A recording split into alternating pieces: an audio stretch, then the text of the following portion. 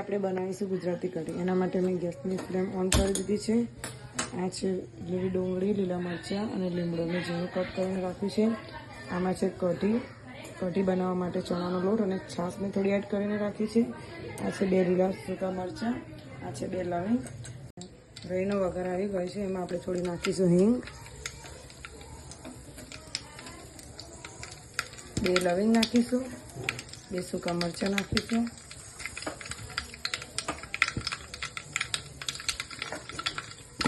ઝીણું કટ કરેલી ડુંગળી,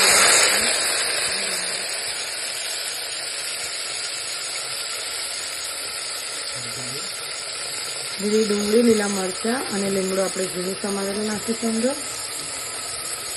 એના માટે મેં અત્યારે ગેસની ફ્લેમ થોડી સ્લો કરીને રાખી છે.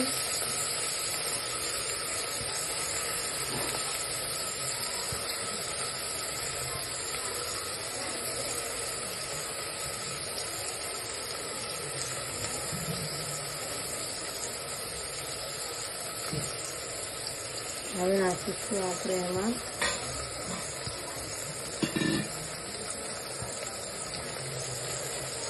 લીલા મરચાં નાખ્યા છે એટલે મરચાં હું થોડુંક જ નાખું છું. અને નાખીશું હવે આપણે થોડી ચમચી અંદર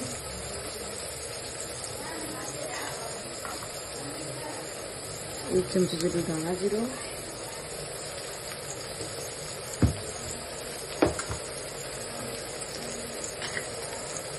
મીઠું મેં અડધી ચમચી જેટલું નાખ્યું છે. તમે સ્વાદ પ્રમાણે નાખી શકો છો.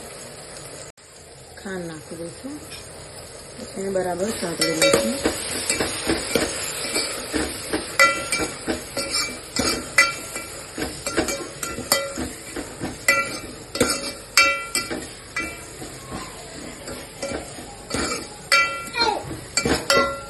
બરાબર સતળાઈ જાય એ પછી આપણે એમાં કઢી બનાવવા માટે ચણાનો લોટ અને છાશ એડ કરી છે એ નાખી દઈશું.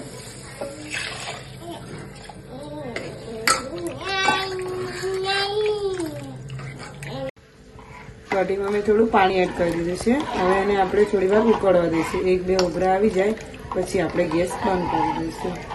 આ થઈ ગઈ છે આપણી ગુજરાતી કઢી રેડી. આ થઈ ગઈ છે આપણી ગુજરાતી કઢી રેડી.